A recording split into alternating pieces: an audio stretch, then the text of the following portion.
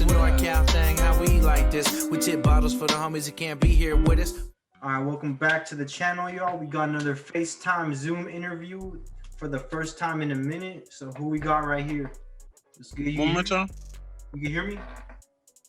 It's like tripping. Oh shit, we got technical difficulties. Oh, there we go. Okay. Okay, so what was your question? I'm sorry. Okay, yep, it's good. I'm just saying, who do we got right here? Oh, what's good? I'm JT. I'm from East Oakland. I'm a singer. Yeah. I'm an artist, really. I do everything, but I sing most of the time. Yeah, okay. Yeah. And then, how long have you been making music? Making music, Seriously. Seriously. Okay, I put my first song out in 2019. It was called Workout. And that was like my test song. Basically, I was trying to see if like the people would take. And people was fucking with it. They was fucking with it, but it wasn't my sound. Mm-hmm. So I ended up just experimenting more, finding my sound. But yeah, I started taking music serious probably 2019. Yeah. What do you mean it wasn't your sound? It was more like on that rapping shit? No, it was like way slower actually. It was like alternative. It was like very alternative pop type record. Nah.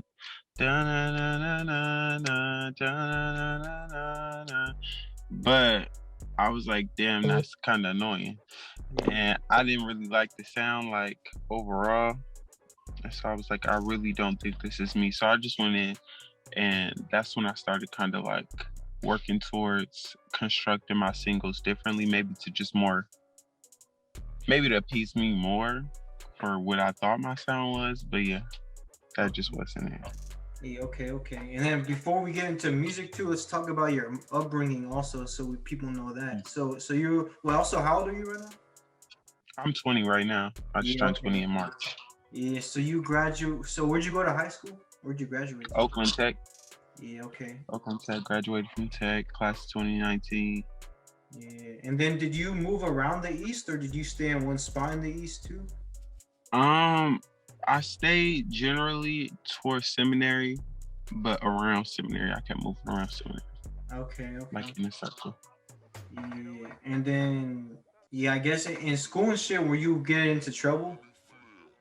How was your high school experience like in East Oakland? I was a very business savvy high school student. Like I wasn't your average kid. I did all that fighting and shit, like getting kicked out of middle school and shit. Like I did that middle school, and then high school I was like, I kind of matured. I matured tremendously actually. Like I think I did a full 180. But yeah, I was working for Fresh Empire, which is like a non-tobacco company when they were out here in the Bay. I was doing that throughout high school. I was like leader in my fashion academy. Like I didn't get good grades because I didn't like school, and I was always in fashion class, skipping class to go to fashion. But that's where I learned my work ethic, and I learned like I work on what I like. So I was like, okay. That was another part of me knowing I like music, because I would invest in that. So, I actually like this shit. I'll do this for real. Yeah, okay. Yeah. That's interesting though, because it seems like your path is a lot different than the typical musician, or the typical, like a lot of people out here that are trying to come up in the entertainment area. Your shit is, yeah, it's different how you got into fashion first and focused that and allowed you to become more business savvy. That's interesting though, and I like to cover people that have different little things like that. You know what I mean? Yeah. So yeah. So from fashion, you got into music from being into that too. So I was always kind of like into music. I just didn't know when I was gonna start doing music. So like high school, I would do like little music video shits. Well, not music videos, but like what is them little things on Instagram?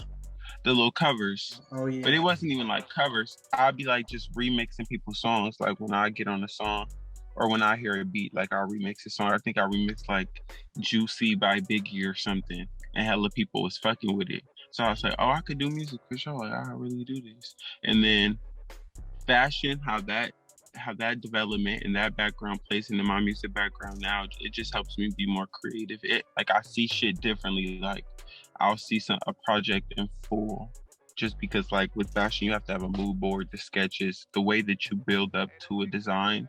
I kind of use that to build up my songs and like my processes when I do music. Okay, interesting. I'm gonna try and fix my camera too. This shit's not good. Fuck it. Oh, really fucking blurry. So, all right, we got more technical difficulties. Got blurry camera, but you're just gonna have to deal with it. All right. Yeah. So, what was your first song like? Then, when you made your first song, how did that come about exactly? So, how did I end up recording workout? Oh, okay. So, boom, we was it was like December, or no, what time was it? It was like November. I had just started school, just started college. And I was like, what do I want to do with school? I think I was in school to become a fashion major.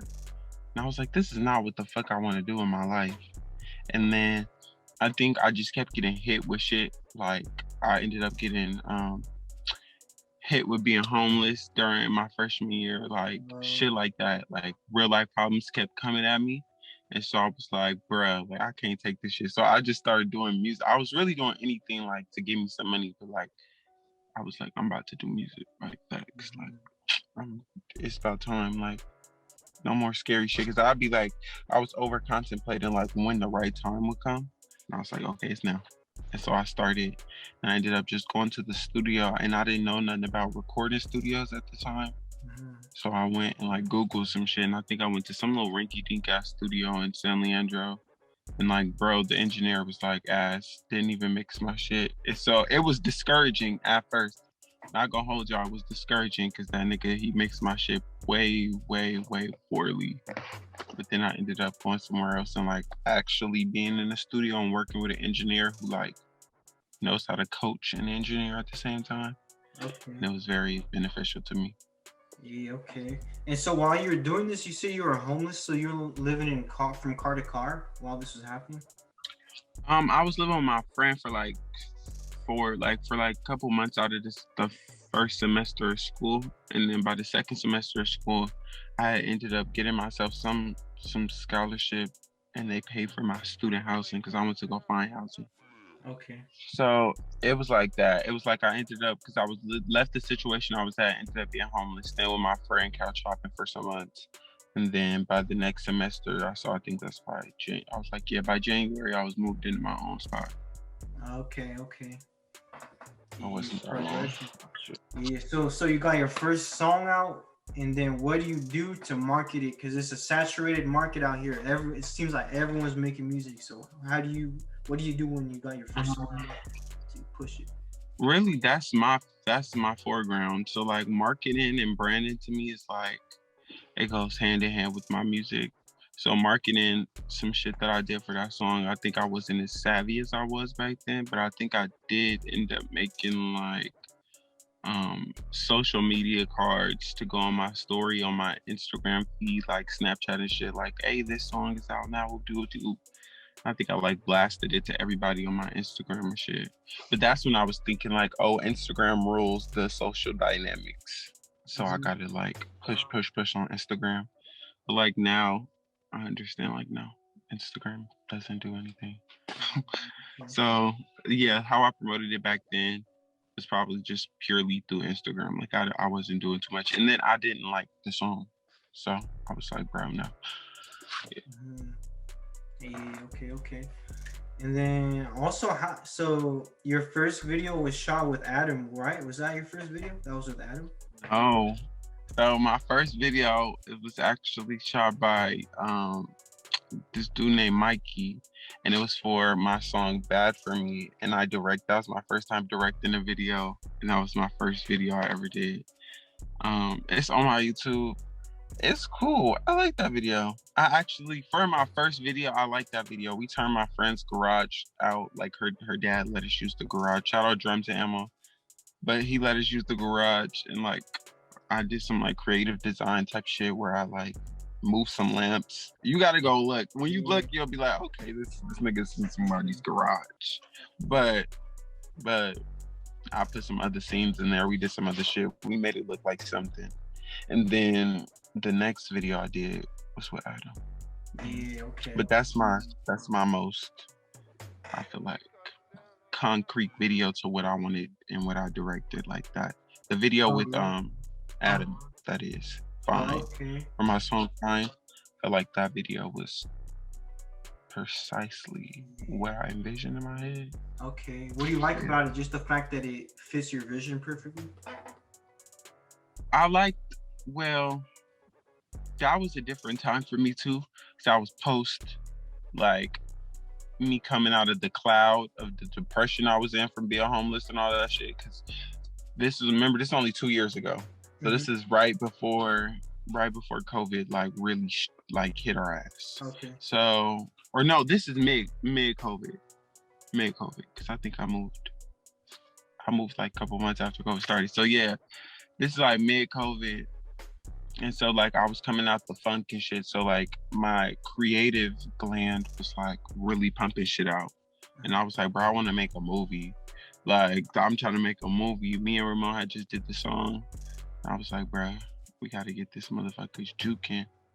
And so I wrote up a whole script of like how I wanted the video to go and all this stuff.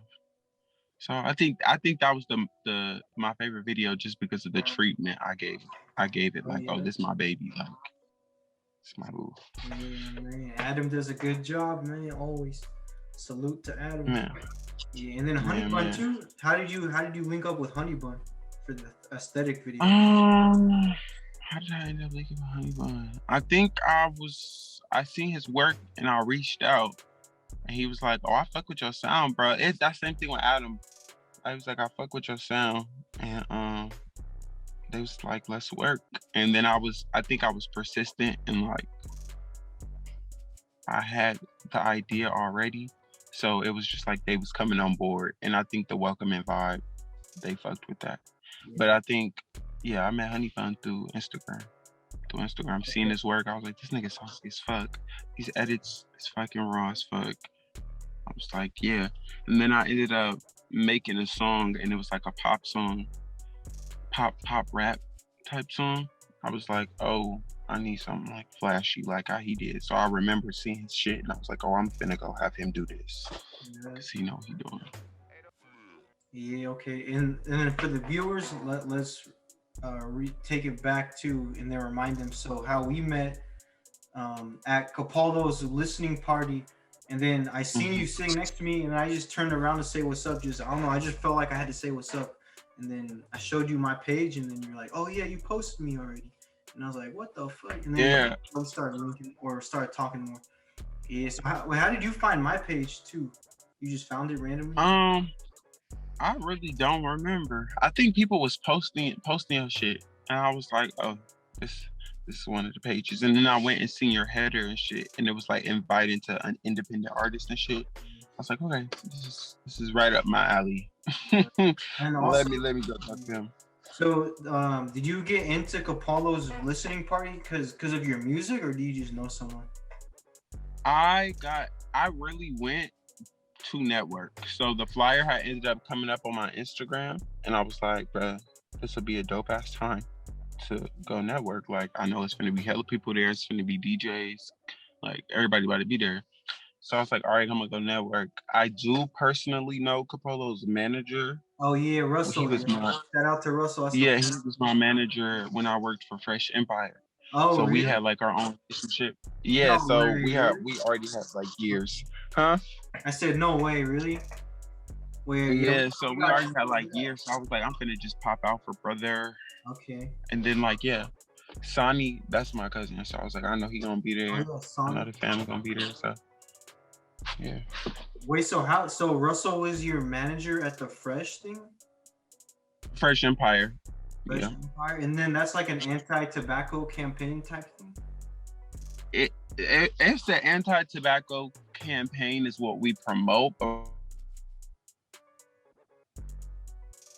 shit. So basically, Fresh Empire was like we would go to concerts and we would go to music festivals and shit, and we would have like a booth and shit, and we'd go around doing like engagements with people. So basically, if I seen you at the concert, like one we worked was the Nipsey Hussle concert. So if I came up to you, I'd be like, hey, I work for Friendship Empire, whoop de whoop. We promote tobacco-free living to kids in urban environments. Can you sign up, go through this module, and then we'll get your engagement, and it'll go towards, you know, bettering the community. So basically that was it. But that helped me a lot too, with the business side and tech savvy side of being like behind the scenes and looking at everything at such a young age in the music industry. I think that's why I operate like differently from my peers. So I'd be like, bro, I didn't already seen a lot of the like the shadiness and the fucking cattiness, weird shit that go on in the music industry kind of. So I kind of know what to avoid. It's like, oh no, yeah, no. Yeah. You remember like specific times at the concerts where people were acting shady, like music people? I didn't even mean that as far as like the artists. I meant that more so as like people, like dealing with people, because I know like I'm more of an introvert than I am an extrovert. Okay. So I was saying like shadiness is like not allowing one artist space, and me as an artist looking at other artists handle that and like walking that path, looking at how they handled it. So when I say shady, I mean like fans, you know, coming up to you with weird energy, you already being thrown off, you tired, and how to handle that and still, you know, be an artist and carry yourself like, you know, people did just come and see you, even if it's not the best thing. But that's what I meant by that. Yeah, I feel that. Yeah. All right, so then what's next for Lul JT then? What you working on?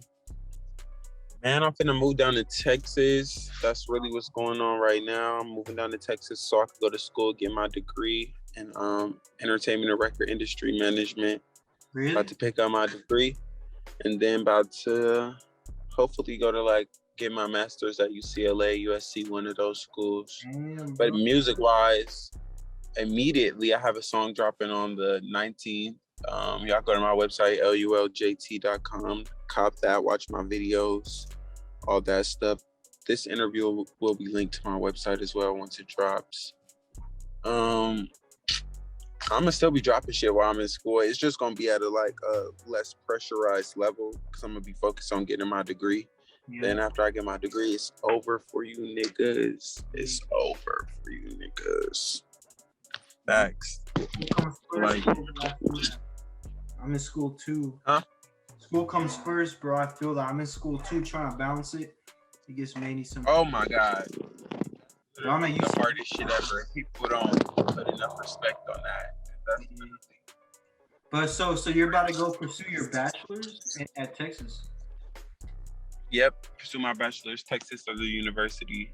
Okay. And then I'm gonna finish up there and then try to go get my master's back in LA. So I'm gonna double back, come back to California. Oh yeah, okay.